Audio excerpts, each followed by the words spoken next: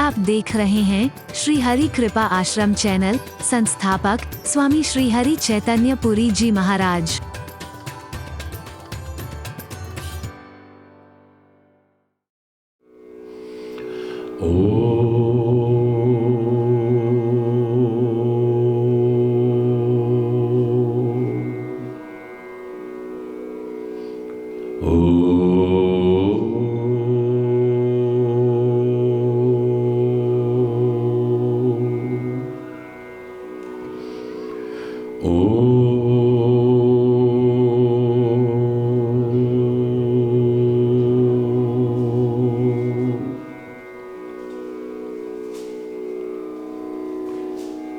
सर्वे भवन्तु सुखिनः,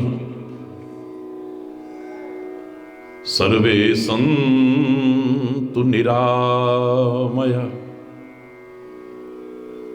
सर्वे भद्राणि पश्यन्तु मा कश्चित् दुःखभाग् भवेत्।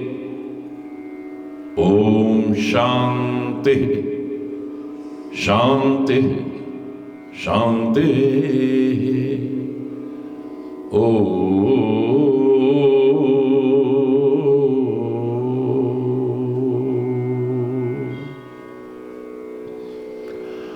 त्वमेव माता च पिता त्वमेव,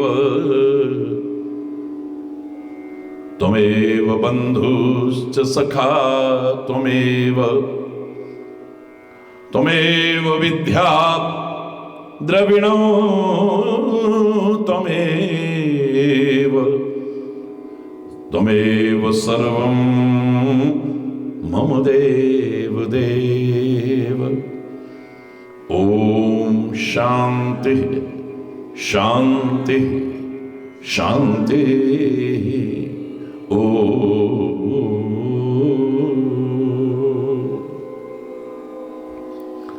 ध्यानमूलं गुरुर्मूर्ति, पूजामूलं गुरुपदं,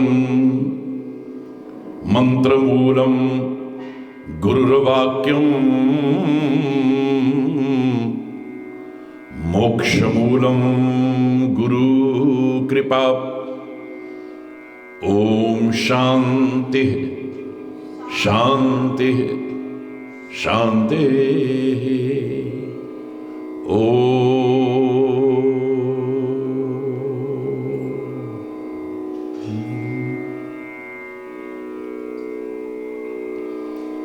हरि बोल।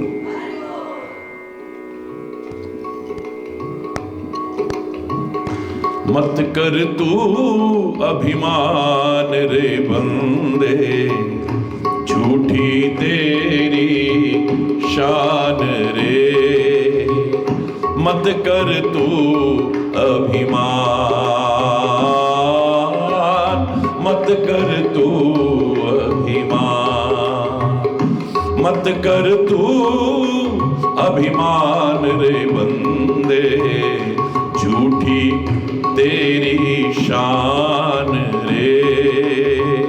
मत कर तू अभिमान, मत कर तू अभिमान।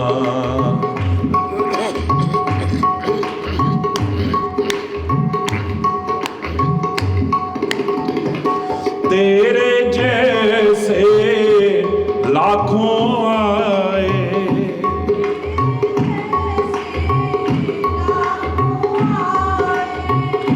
लाखों इस माटी ने खाए, लाखों इस माटी ने खाए। तेरे जैसे लाखों आए,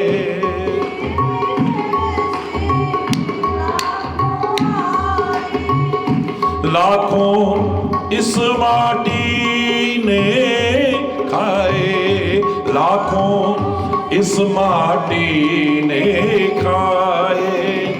रहा ना नाम निशान रे बंदे, झूठी तेरी शान रे।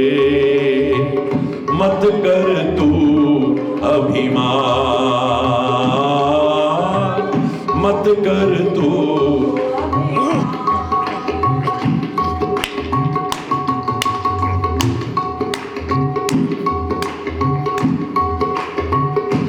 झूठी काया झूठी माया,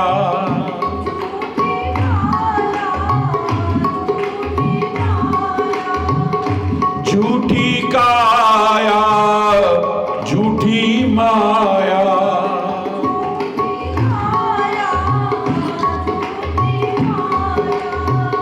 वो तेरा जो हरि गुण गाया, वो तेरा जो जप ले हरि का नाम रे बंदे, झूठी तेरी शान रे, मत कर तू अभिमान, मत कर तू अभिमान, मत कर तू अभिमान रे बंदे, झूठी तेरी शान रे, मत कर तू अभिमान, मत कर तू अभिमान।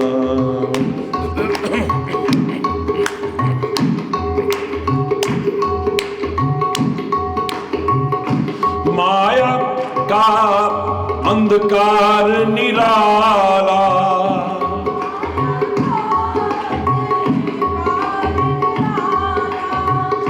माया का अंधकार निराला,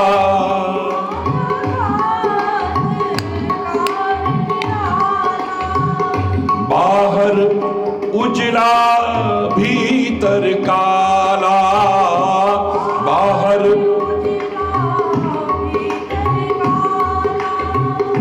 इसको तू पहचान रे बंदे, झूठी तेरी शान रे, मत कर तू अभिमान,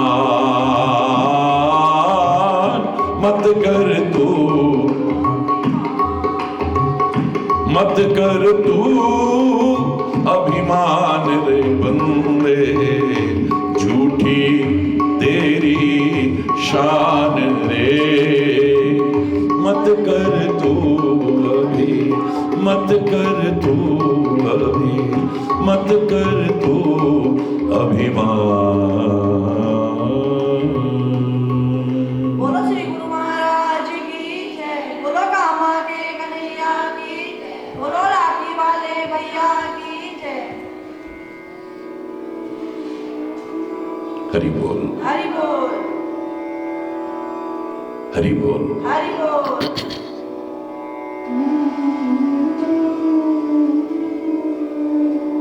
देवादिदेव महादेव भगवान श्री हरेश्वर महादेव के चरणों में बैठकर महाशिवरात्रि के इस पावन पर्व पर उनकी कृपा से अपनी अल्पमति के अनुसार उनके गुण गाने की कोशिश कर रहे हैं। कितना बड़ा है वो,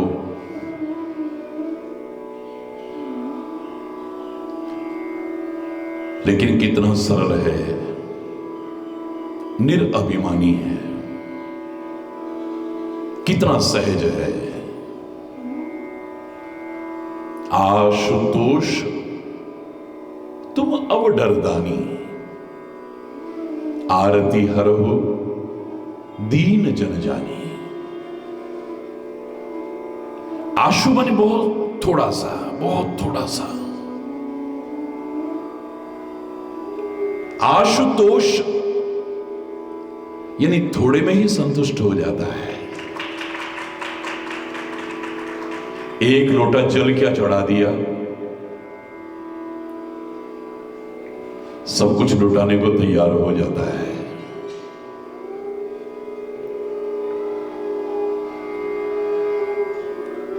और मैं कहा करता हूं कि यदि उसके प्यार में आनंद विभोर होकर के जल चढ़ाते चढ़ाते कभी दो बिंदु इनसे टपक गए ना, गंगा यमुना का महाअभिषेक हो जाएगा।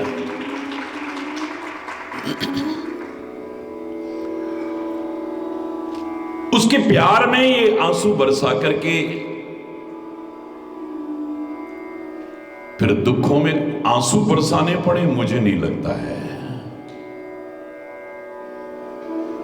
मैं हमेशा कहा करता हूं कि सदगुरु के और प्रभु के प्रेम में जो आंसू बहाते हैं,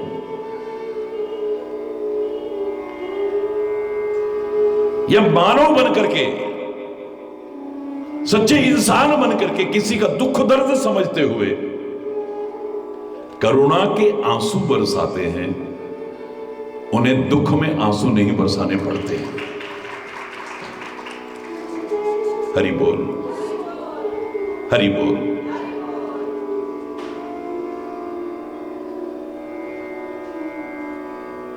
इस महाशिवरात्रि पर्व पर छोटा सा लेकिन बड़ा महत्वपूर्ण प्रसंग प्रारंभ किया है हमने। कई दिन हो गए आज कि वो इतना बड़ा होकर के कभी अपने आप को बड़ा नहीं समझता।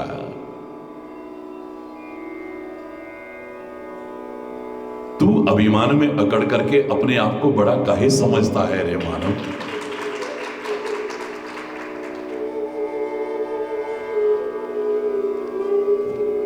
और सचमुच जो बड़े होते हैं कभी अपने आप को बड़ा समझते नहीं है। याद रखना, बड़प्पन के काम करो लेकिन अपने आप को बड़ा समझो मत।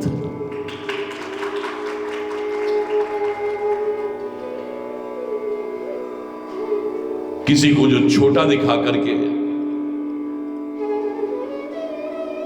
किसी का सम्मान कम करके,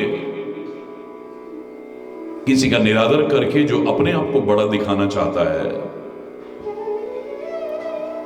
इतना तो मैं चैलेंज करके कह सकता हूं वो बड़ा कभी हो ही नहीं सकता है। सामने वाले को कभी छोटा महसूस ना होने दे, सामने वाले में कभी हीन भावना ना आने दे,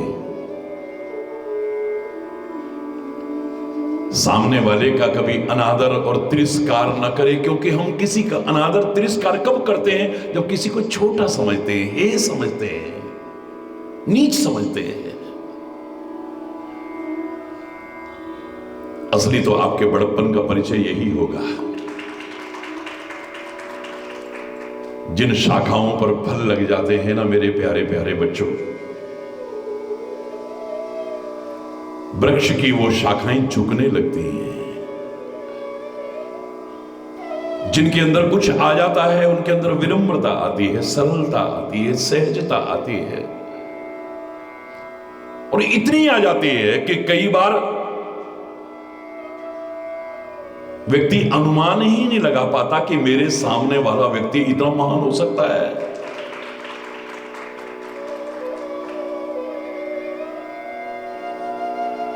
जब कभी समझ में आएगा तो अपने ऊपर गिलानी होगी कि हमने क्या किया है। ये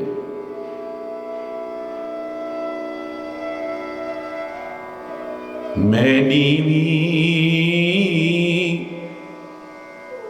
मेरा सतगुरु ऊंचा, उच्चिया नाल मिलाई, सदके जावा न उच्चिया तो जिन्ना नीविया नाल निभाए। कितना ऊंचा मेरा सदगुरु, इतना ऊंचा परमात्मा। हम अपने आप को देखें तो कहां पाएंगे उसके बराबर, उसके सामने।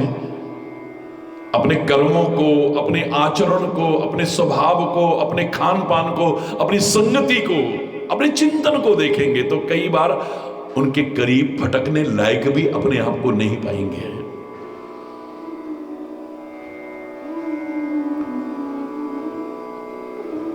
लेकिन वहां सदके जावा, बलिहारी जावा।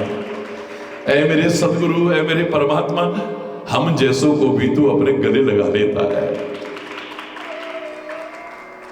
हरि बोलना। लाख जन्म लेकर के भी तेरे उपकारों का ऋण कभी चुका नहीं सकते हैं हम।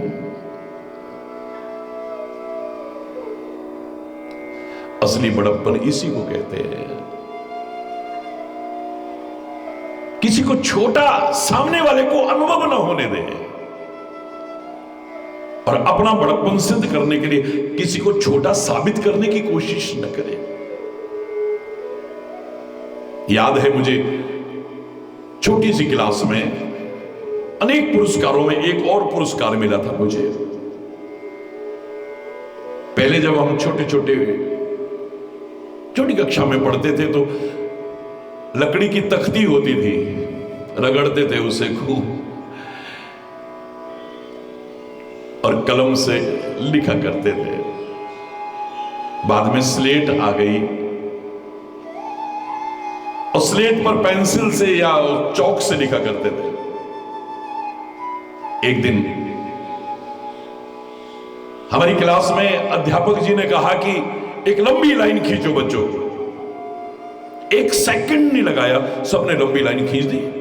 ये नहीं कहा कितने सेंटीमीटर लंबी हो, कितने इंच लंबी हो। ए बच्चों, लंबी लाइन खींचो। लंबी लाइन खींच दी। ये सच्ची घटना बता रहा हूं। उसके बाद अध्यापक कहने लगे इसको छोटा करके दिखाओ। मुझे याद है 99.99% बच्चों ने ऐसे थूक ली और मिटा दिया उसको, छोटी हो गई। पुरस्कार इसलिए मिला मुझे क्योंकि मैंने उसको मिटा करके छोटा नहीं किया, उससे भी एक लंबी लाइन खड़ी कर दी, अपने आप छोटी हो गई ना। सामने वाले को कभी छोटा नहीं दिखाना चाहिए, पर छोटा ही दिखाना चाहते हो। अगर तुम्हारी आदत पड़ गई है तो आप उससे भी बड़े काम करो ना, उससे अच्छे काम करो ना, उससे बड़े महान काम करो ना, सामने वाला अपने आप छोटा हो जाएगा। किसी को मिटा करके छोटा मत करने की कोशिश करो। किसी का नाम मिटा करके या किसी को ही मिटा करके छोटा करने की कोशिश मत करो। जो अच्छे काम करते हैं तुम उनका नाम और उनको क्या मिटा पाओगे, वो तो हमेशा हमेशा के लिए अमर हो जाते हैं। तुम्हारा बड़प्पन इसी में है कि किसी को कभी छोटा साबित करने की कोशिश मत करो, अपना बड़प्पन सिद्ध करने के लिए। सुंदरकांड में आप पढ़ते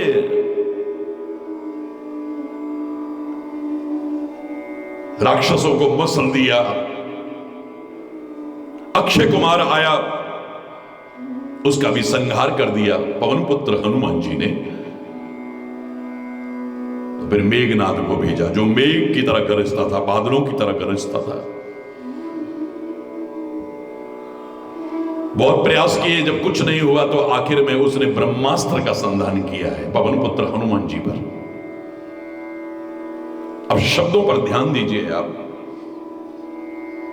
यदि आपको जानकारी हो तो पवन पुत्र हनुमान जी को यह वरदान प्राप्त था कि जो ब्रह्मास्त्र अचूक है, अमोघ है, वो हनुमान जी पर कभी प्रभाव नहीं डाल सकता है।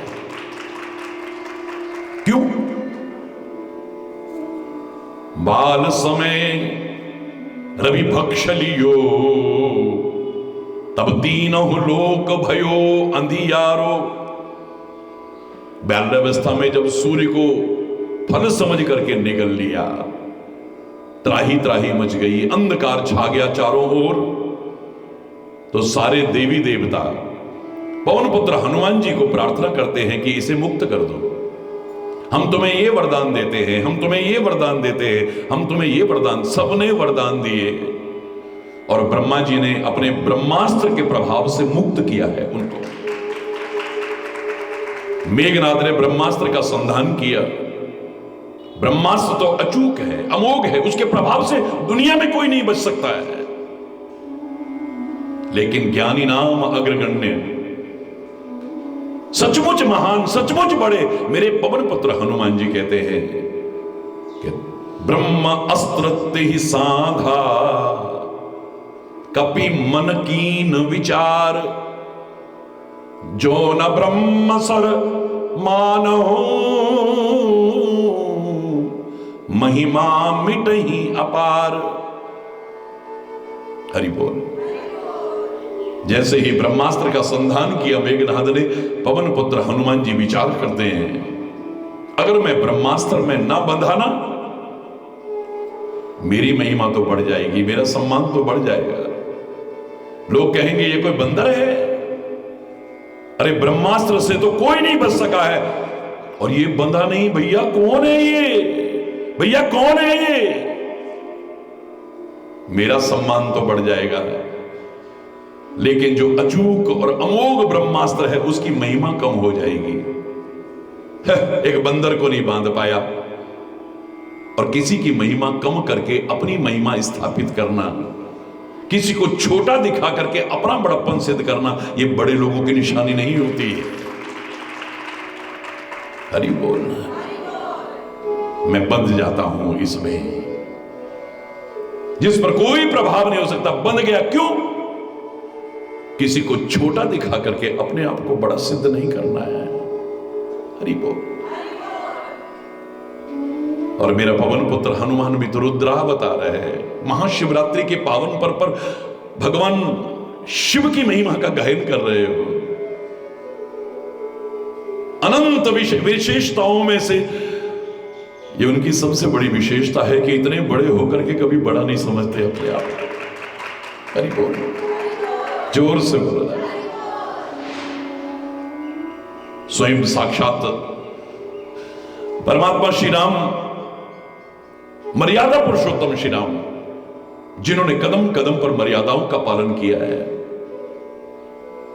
उन पर भी लोग प्रश्न चिन्ह लगाते हैं, ठीक से न समझने के कारण, अच्छे से न समझने के कारण। उन प्रश्न चिन्हों में अनेक प्रश्न जो उठाते हैं, एक प्रश्न आता है, हाय काहे के मर्यादा पुरुषोत्तम दे, राम ने बाली को छुप के क्यों मारा? हरि बोलना, जोर से बोलना, और जोर से बोलना। लेकिन एक बार मेरा चश्मा लगा करके देखो, राम के दीवाने हो जाओगे। इसमें भी उनकी मर्यादा नजर आ रही है, महानता नजर आ रही है, बड़प्पन नजर आ रहा है, जिसके मारे खाली मन में संकल्प आते ही सारी सृष्टि पैदा हो गई। हमारे वेद कहते हैं कि जो अकेला था, खाली मन में संकल्प आया, एको हम बहुत श्यामा, मैं एक हूं बहुत हो जाऊं, बस सृष्टि पैदा हो गई सारी। भ्रकुटी विलास सृष्टि लय होई, जिसकी जरा सी भ्रकुटी टेढ़ी हो जाए तो सारी सृष्टि में प्रलय आ जाए। उसको बाली को छुप के मारने की क्या जरूरत है?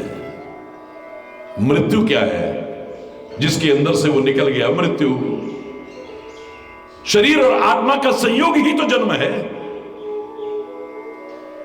शरीर और आत्मा का वियोग ही तो मृत्यु है। आत्म रूप में अधिष्ठित परमात्मा जब हट गया, मृत्यु तो अपने आप हो गई। उसको तीर चलाने की जरूरत नहीं है, धनुष्यबाण चलाने की जरूरत नहीं है, चक्र चलाने की जरूरत नहीं है, त्रिशूल मारने की जरूरत नहीं है। जिसके अंदर से हट गया, हरि बोल। और फिर इतिहास कहता है कि बाली को यह वरदान प्राप्त था, उसके सामने आकर के उसे कोई मार नहीं सकता है। अगर कोई भी उसके सामने आएगा तो सामने वाले की आधी शक्ति बाली में प्रवेश कर जाएगी। अब बाली की अपनी शक्ति और सामने वाले की भी आधी शक्ति, कौन मारेगा उसे? अरे बोल, जोर से बोल रहा। रावण जैसे को भी 6 महीने अपने बगल में दबा के घूमता रहा, उसके सामने आते ही सब निस्तेज हो जाते हैं, बलहीन हो जाते हैं। अपराजित रहता है हमेशा, कोई जीत नहीं सकता उसको। अब भगवान के लिए वो वरदान क्या बाधक बनेगा, हरि बोलना। लेकिन मेरे राम की महानता देखिए, श्री राम विचार करते हैं, मैं सामने आकर के अगर इसको मार देता हूं तो मेरी महिमा तो बढ़ जाएगी, क्योंकि अभी तक मेरे को क्या समझ रहे हैं लोग, एक राजकुमार है, नारी के विरह में रोता फिर रहा है, हा सीते हा सीते हा सीते करता फिर रहा है। मेरे को कोई भगवान थोड़ी समझ रहे लोग, हरि बोलना। तो मेरी महिमा तो बढ़ जाएगी, लोग कहेंगे यार ये कोई साधारण राजकुमार नहीं है, बाली के सामने आके मार दिया उसको, वाह ये तो भगवान ही होंगे साक्षात। तो मेरी महिमा तो बढ़ जाएगी। लेकिन जिस देवता ने बाली को वरदान दिया है कि तुम्हारे सामने आके कोई नहीं मार सकता, उसकी महिमा कम हो जाएगी। इसके लिए तपस्या मत करना, क्योंकि उसने वरदान दिया था बाली को, सामने आके कोई नहीं मार सकता। अयोध्या का एक राजकुमार आके मार गया, मेरी महिमा तो बढ़ जाएगी, मेरा सम्मान तो बढ़ जाएगा। लेकिन उस देवता का जिसने वरदान दिया था, उसकी महिमा कम हो जाएगी, उसका सम्मान कम हो जाएगा। और किसी की महिमा सम्मान कम करके अपनी महिमा और सम्मान को स्थापित करना, ये महान लोगों की निशानी नहीं हो सकती है कभी। हरि बोलना, जोर से बोलना। हम कुछ नहीं होते और अपने आप को समझ बैठते हैं कुछ। मैं फिर कह रहा हूं, ये शब्द अच्छे नहीं लगते हैं, लेकिन हमारी औकात ही क्या है। अपने सदगुरु के नाते, अपने परमात्मा के नाते बहुत बड़ी औकात है। किसकी औलाद है हम? अगर उसे समझ जाए तो सिंहासन पर बैठे हुए राजा का बेटा ही राजा बेटा नहीं कहलाएगा। एक फुटपाथ पर बैठी हुई फटे हाल, चित्रों में लिपटी हुई कंकाल मात्र महिला भी अपने सीने से लिपटाए बच्चे को कोई, हाय मेरा राजा बेटा, हाय मेरा राजा बेटा, हाय मेरा। कहां की साम्राज्ञी है वो? कौन सा सिंहासन है उसके पास? उसके नाते हमारी बहुत बड़ी औकात है, वरना हमारी क्या औकात है क्या हम? हकीकत यह है कि जो कुछ नहीं होते वही अपने आप को कुछ समझ बैठते हैं। हरि बोल। और जो कुछ होते हैं, कुछ नहीं बहुत कुछ भी होते हैं, उनके अंदर तो विनम्रता आती है, सरलता आती है, सहजता आती है। नीवा हो के चल बंदिया,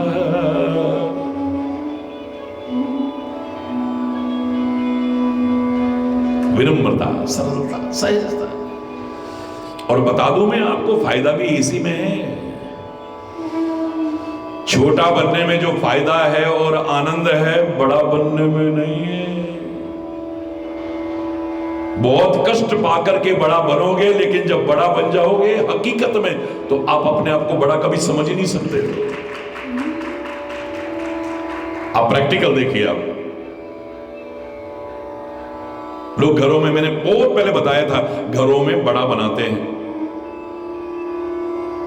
दाल को दलते हैं पहले, हरि बोल, 2 टुकड़े करते हैं, फिर पानी में गलाते हैं, उसकी खाल, उसका छिलका उतारते हैं,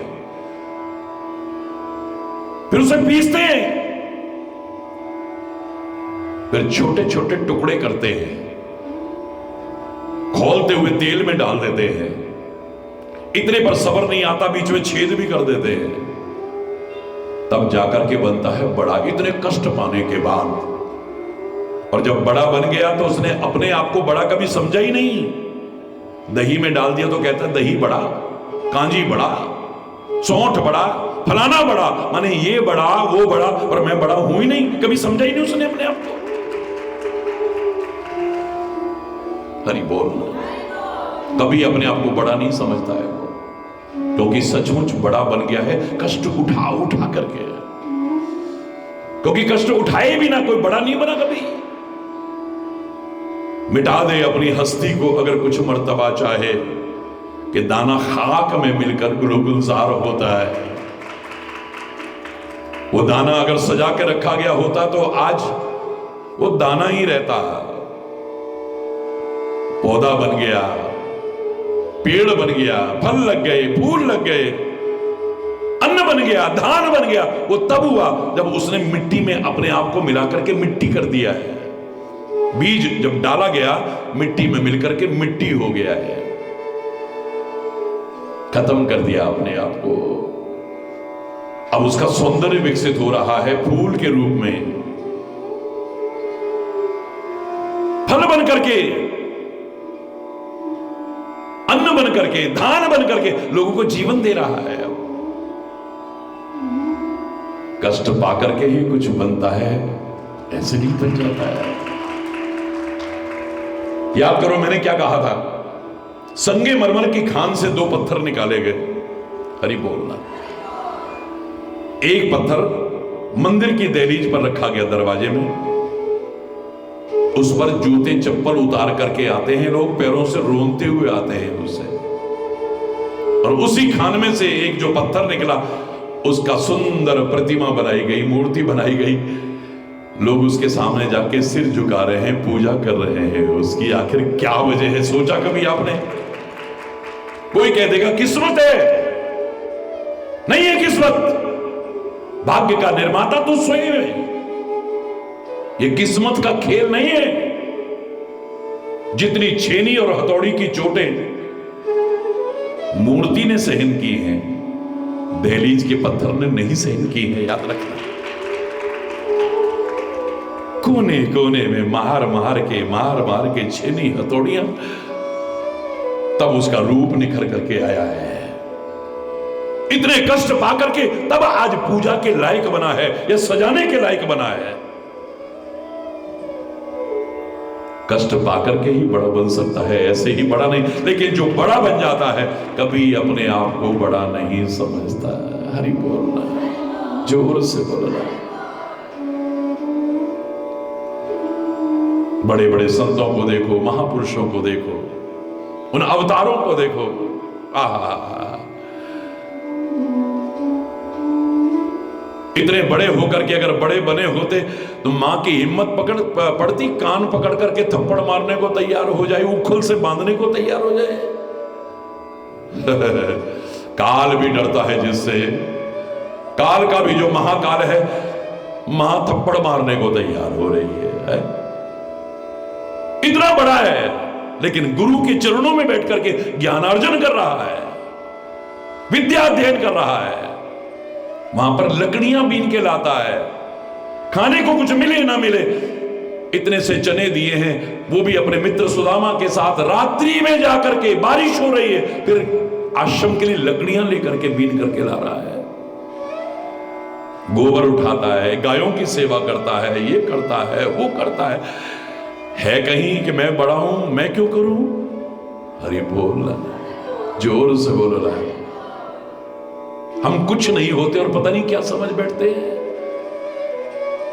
मैं तो कई बार कहा करता हूं, आधे से ज्यादा बेरोजगारी जो मुझे नजर आती है, बेतहाशा बढ़ती हुई जनसंख्या, सीमित संसाधन, सीमित नौकरियां, क्या होगा परिणाम? आप स्वयं सोच सकते हैं, मुझे बताने की आवश्यकता नहीं है। नौकरी मिलती नहीं, एक नौकरी निकलती है तो उसके लिए 10,000 लोग, 20,000 लोग अप्लाई करते हैं। नौकरी मिल नहीं रही, बड़ा काम करने की घर में सामर्थ्य नहीं, और छोटा करने में शर्म आती है, शर्म आती है। मैं वो परमात्मा होकर के भी घर में गाय चराई जाती है तो गाय चराने को तैयार है, गोपाल कहलाने में उसे कोई संकोच नहीं है, गोपाल बनने को तैयार है। घर में गाय चराई जाती है तो हां, घर की सामर्थ्य से चल रहा है, लेकिन गाय चराते चराते भी गंवार ग्वाला बनना पसंद नहीं है। मस्तिष्क के चिंतन को इतना ऊंचा उठाता है, कभी गीता का संदेश निकलता है तो दुनिया वाह वाह कर उठती है, वाह वाह, इतना ज्ञान।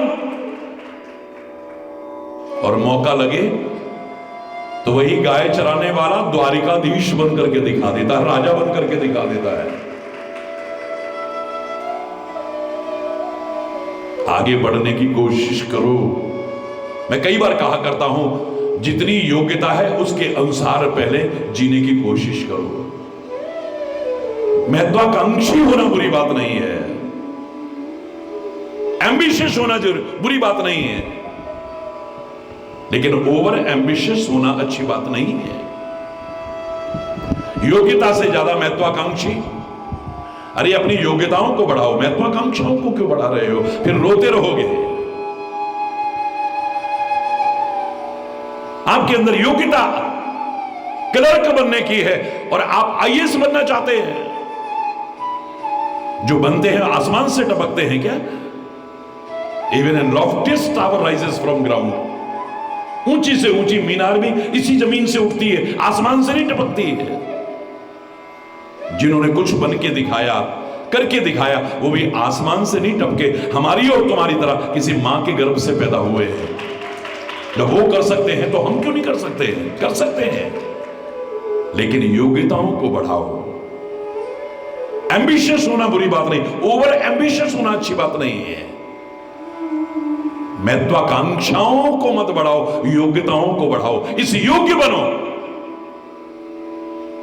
कि तुम्हारी योग्यता के आगे बड़ा से बड़ा पद भी बोना नजर आए, बोना नजर आए वहां पर। हरि बोल। यही अवतारों ने सिखाया है, संतों महापुरुषों ने सिखाया है, ऋषि मुनियों ने सिखाया है। बड़प्पन के काम करना, बड़ा मत समझना अपने आप को। बहुत छोटे नजर आओगे जब अपने आप को बड़ा तुम समझने लग जाते हो। कई बार जिनकी कृपा से बड़े बने, उन्हीं के सामने अपना बड़प्पन सिद्ध करना शुरू कर देते हैं। सोच लेना बहुत छोटे हो जाते हैं, बहुत बोने हो जाते हैं उस समय। उनके प्रति कृतज्ञता ज्ञापित करने की बजाय, उन्हें धन्यवाद देने की बजाय कि आपकी कृपा से हम कहां से कहां पहुंचे हैं, उनके सामने भी मैं हरि बोलना। बस वहीं गड़बड़ शुरू हो जाती है। जैसे ही मैं आई, हरि दूर हो गया। जब मैं था तब हरि नहीं, अब हरि है मैं नहीं। मैं आते हरि दूर हो गया और हरि दूर होते ही सब सब सब सब सदगुरु के और प्रभु के कृपा पात्र फिर नहीं बने रह सकेंगे हम। जो मिलेगा हमें छोटा बन करके मिलेगा, बड़ा बन करके नहीं। पता नहीं, हमारा तो ध्यान रखते ही नहीं गुरु महाराज, हमारा तो ध्यान रखता ही नहीं भगवान। तू कितना ध्यान कर लेगा उसका? ओ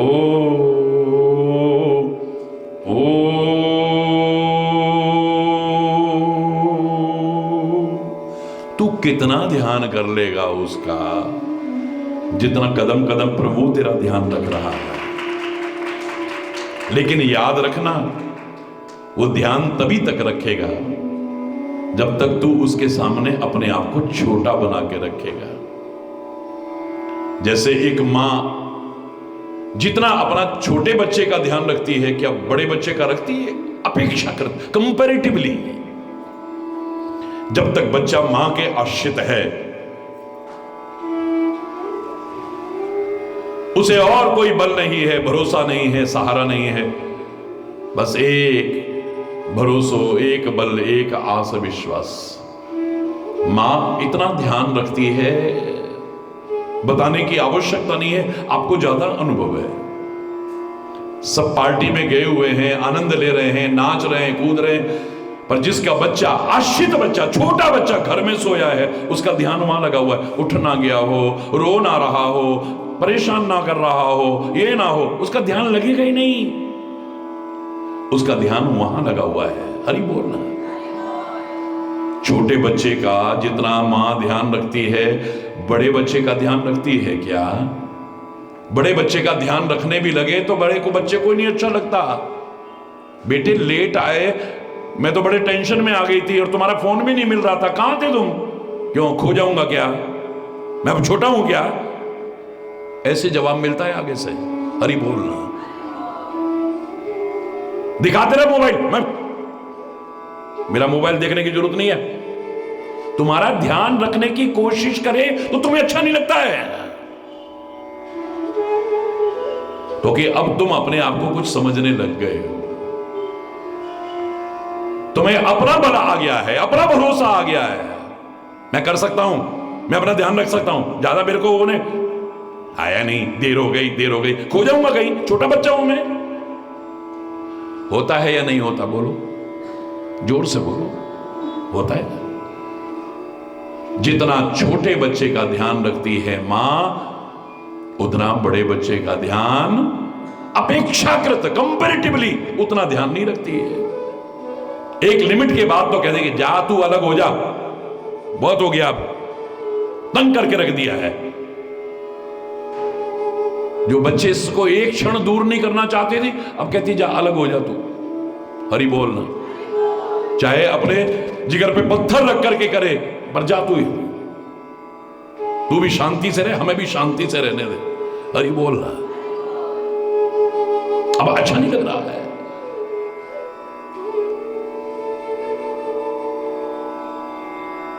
जिंदगी में जिस मां ने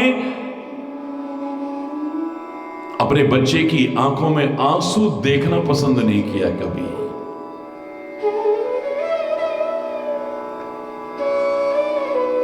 सारी जिंदगी कुपुत्रो जायत क्वचिदपि कुमाता न भवति। पुत्र कुपुत्र हो सकता है, लेकिन माता कभी कुमाता नहीं हो सकती है। उसके दिल में फिर भी दुख रहेगा, चाहे दूर भी रह रहा है, हाय मेरा पुत्र, हाय मेरा बेटा, हाय मेरा, हाय हाय करती रहती है। तभी तो कहते हैं मां जैसा तो कोई हो ही नहीं सकता है।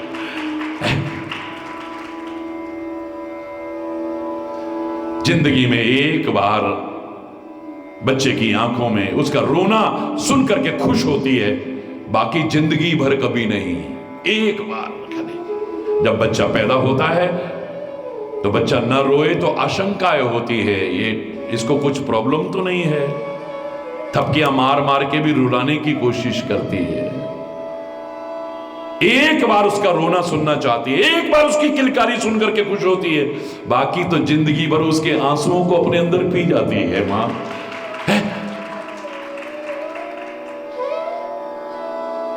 लेकिन याद रखना, जब हम अपने आप को बड़ा समझ बैठते हैं ना, तो फिर मां उतना ध्यान नहीं रखेगी हमारा जितना जब तक हम छोटे थे। हमारी गलतियां भी माफ हो जाएंगी, मेरा सदगुरु भी माफ कर देगा, मेरा प्रभु भी माफ कर देगा। तुम प्रार्थना करो न करो, जब तक तुम उसके आश्रित हो, तुम्हारी गलतियां भी माफ कर देगा। गोदी में आके बैठा और दाढ़ी मूंछ खींच दिए अपने पापा के, तो गुस्सा होगा, पिता नाराज होगा।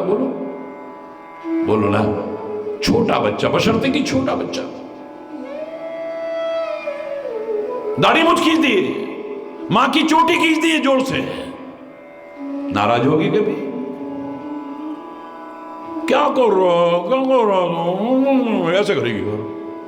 ला,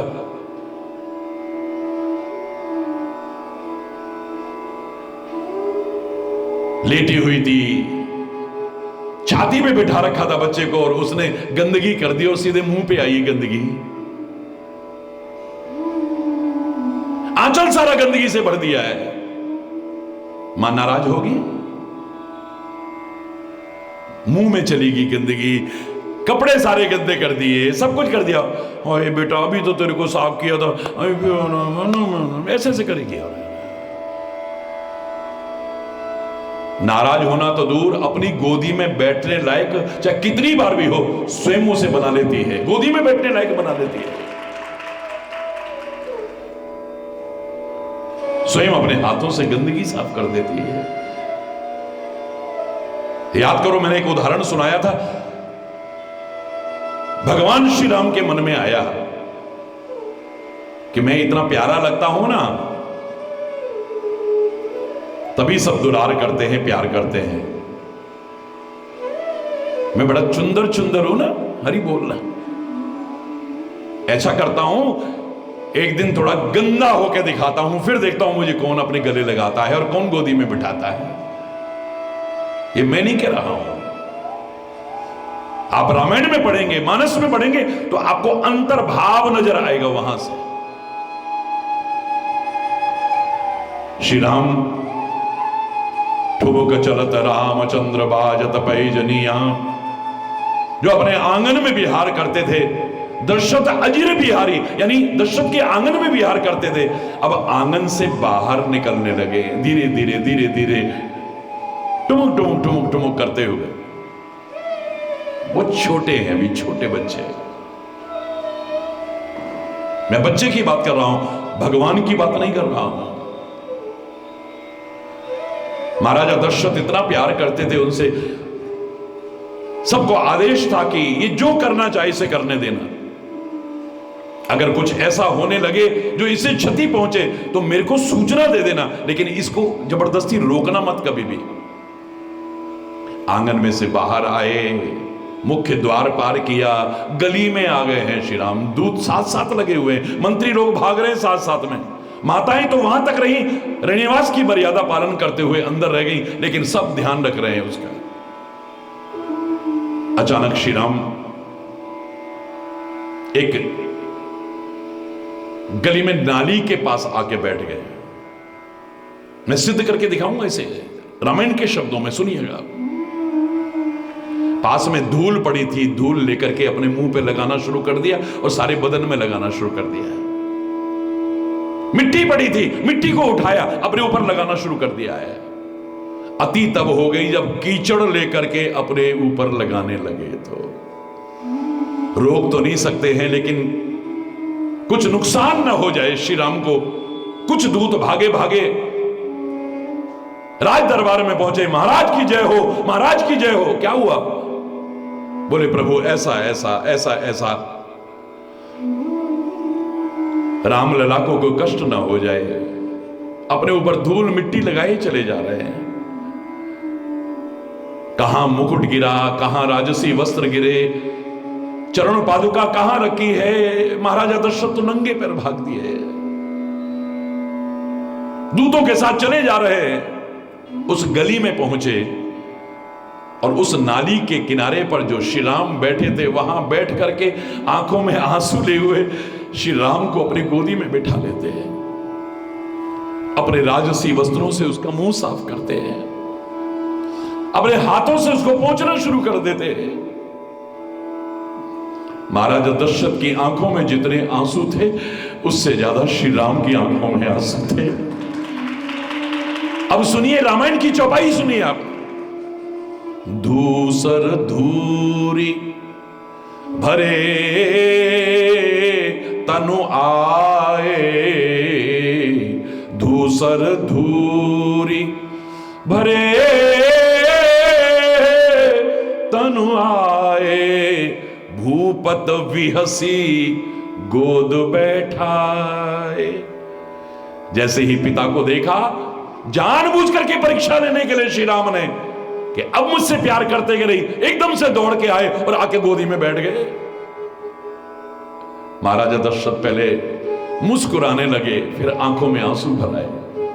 अब राम की आंखों में तो आंसू रुक ही नहीं रहे। क्या हुआ बेटा, कोई तकलीफ हो रही है? और ज्यादा परेशान हो गए महाराज। तुतला तुतला करके बोलने वाले श्री राम कहते हैं, मैं क्षमा चाहता हूं पिताश्री, मैंने आपकी परीक्षा लेने की कोशिश की। मैं साफ सुथरा रहता हूं, बड़ा अच्छा रहता हूं, तभी आप मुझे गोदी में बिठाते हो, दुलार करते हो, प्यार करते हो। या मैं कभी गंदा भी हो जाऊं तो भी मुझे प्यार करोगे। मैं इतना गंदा होकर के आया, गंदी नहीं है, लिपट करके आया, फिर भी आपने मुझे गोदी में बिठाया, अपने सीने से लगाया, अपने वस्त्रों से मेरे को पोंछ करके। क्षमा कर दो पिताश्री। आंखों में आंसू भर के महाराजा दशरथ कहते हैं, राम, अगर सचमुच तुम्हें ऐसा लग रहा है तो आज एक पुत्र के नाते नहीं, मैं जानता हूं तुम कौन हो। एक वचन मांगता हूं, दोगे? मुस्कुराते हैं श्री राम। महाराजा दशरथ कहते हैं, जैसे एक पिता होने के नाते तुम मेरे बच्चे हो और मैंने तुम्हारी गंदगी से भी कभी नफरत नहीं की। ऐसे ही तेरे भक्तों से भी कभी गलतियां हो जाए ना, ए जगत पिता उनको कभी दूर मत कर देना। हमारे अंदर गंदगियां आ जाती हैं, हमारे मन में आ जाती है, हमारे मस्तिष्क में आ जाती है, हमारे जीवन में आ जाती है। पिता संसार का एक तुच्छ पिता होने के नाते जैसे हम अपने बच्चों से नफरत नहीं करते, गंदा भी हो जाए तो, बशर्ते कि आश्रित बच्चा हो, ऐसे ही है जगत पिता, तेरे आश्रित जो तेरे भक्त हैं उनसे कभी गलतियां भी हो जाएं, उनको अपने से दूर मत करना, अपनी कृपा उन पर बरसाते रहना। हरि बोल, जोर से बोला ना। जब तक छोटा बच्चा है तब तक उसकी गंदगी से भी हम नफरत नहीं करेंगे। जब तक छोटा बच्चा है उसकी गलतियां भी हम माफ कर देते हैं। छाती में बैठे बैठे लात मार दे, हमारी गोदी में बैठा छाती में लात मार दे, हम कभी नाराज हुए बच्चे से? हमारे बाल खींचे कभी नाराज हुए? गंदगी कर दी कभी नाराज हुए? हमारे मुंह पे गंदगी कर दी, हमारे आंचल में गंदगी, तब नाराज नहीं हुए। लेकिन जब बड़ा हो जाता है, आंगन में भी गंदगी करे तो थप्पड़ मारेंगे, शर्म नहीं आती? ये जगह है गंदगी करने की। छोटे में और बड़े में कुछ तो फर्क होगा ना, बोलो ना, नहीं होगा? बड़ा बच्चा आके गंदगी करे, माफ करोगे उससे? बड़ा बच्चा आकर के बाहर खींचना तो उंगली भी यूं कर दे तुम्हारी तरफ, अंदर तक टूट जाते हो जब औलाद ऐसे करके बोलने लग जाए तो।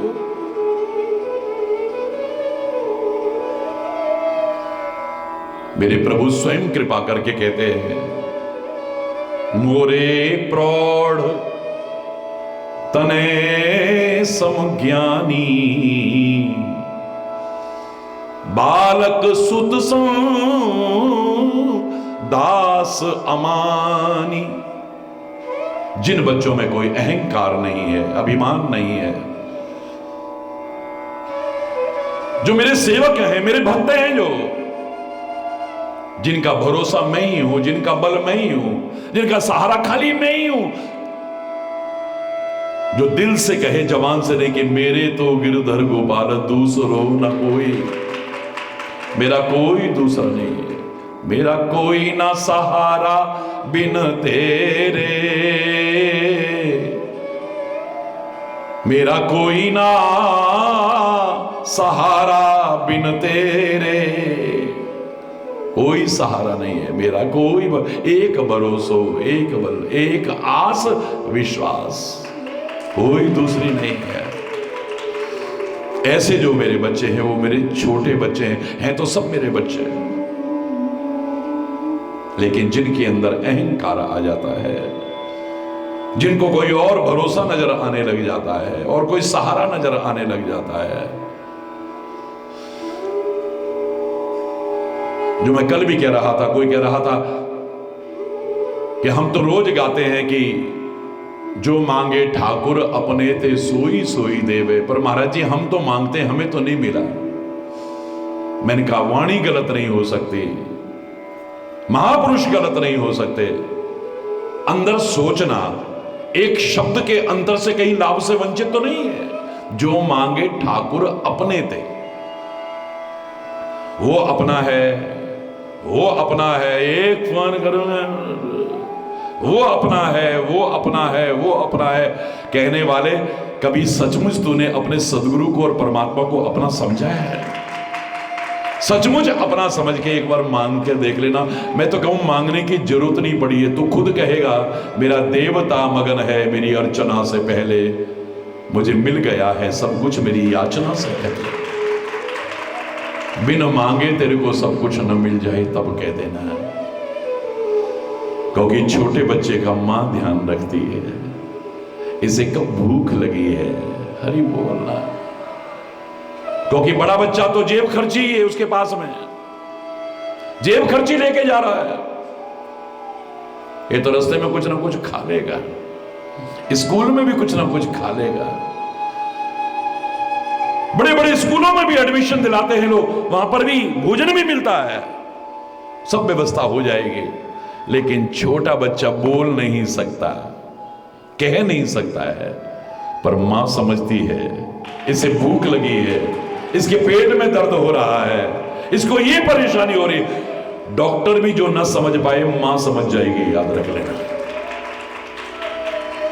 बच्चा क्यों रो रहा है सब सोचते रहेंगे, उसको पता है क्यों रो रहा है। हरि बोल। बताने की जरूरत नहीं पड़ेगी। मां मां ही होती है, दूसरा नहीं हो सकता।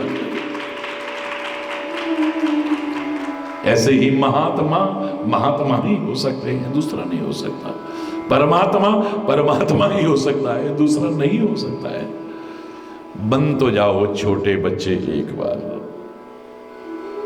तुमने कभी कल्पना भी नहीं की होगी इतना कदम कदम पर ध्यान रखेगा वो तुम्हारा। हरि बोलना, जोर से बोलना, और जोर से बोलना। बहुत कुछ है कहने के लिए। मेरा देव नहीं महादेव कितना सरल है, कितना सहज है, कितना विनम्र है, कितना निरभिमानी है, क्योंकि सचमुच बड़ा है। सब स्वार्थी हो सकते हैं, सुर नर मुनि जन की यह रीति। देवता भी स्वार्थी हो सकते हैं, लेकिन महादेव ने भी नहीं कहा है। मानव भी स्वार्थी हो सकता है, मुनि भी हो सकते हैं, लेकिन संत और सदगुरु के लिए नहीं कहा है। इनका क्या स्वार्थ है? वो बोलते हैं तो हमारे लिए, वो खाते हैं तो हमारे लिए। कभी सच्चे संत का और सदगुरु का अपना करीब से भोजन देख लेना, क्या खाते हैं वो। जितना शरीर चल जाए बस, उसके अलावा मतलब ही नहीं है कोई। हरि बोल। क्योंकि शरीर चला नहीं रखना है तो शरीर के लिए, क्योंकि भोजन के लिए शरीर नहीं बना है, शरीर के लिए भोजन बना है। जितना आवश्यक है उतना खाना, जितना आवश्यक है उतना ही पहनना। मैं जानता हूं कि मेरे कम खाने से वो भुखमरी दूर नहीं हो जाएगी, मेरे कम वस्त्र पहनने से सब नंगों को वस्त्र नहीं मिल जाएगा, मैं जानता हूं। लेकिन हर एक के मन में अगर भाव आने लग जाए तो दुनिया का नक्शा ही बदल जाए। मेरा संत, मेरा सदगुरु, इतना तो मैं कह सकता हूं चैलेंज करके, वो बोलता है तो हमारे लिए, किसके लिए बोल रहा है? यहीं पर कोई कथावाचक आएगा, लाखों रुपए लेके कथा करा, रुपया लिया, चल दिया, हरी बोल। महाराज जी काहे के लिए बोल रहे हैं? क्या ले लिया तुमसे कभी? अगर तुम कहोगे प्यार दिया है हमने, तो तुमने इतना दिया होगा तो बदले में इतना मिला होगा आपको। एक संत का, सदगुरु का क्या स्वार्थ हो सकता है हमसे?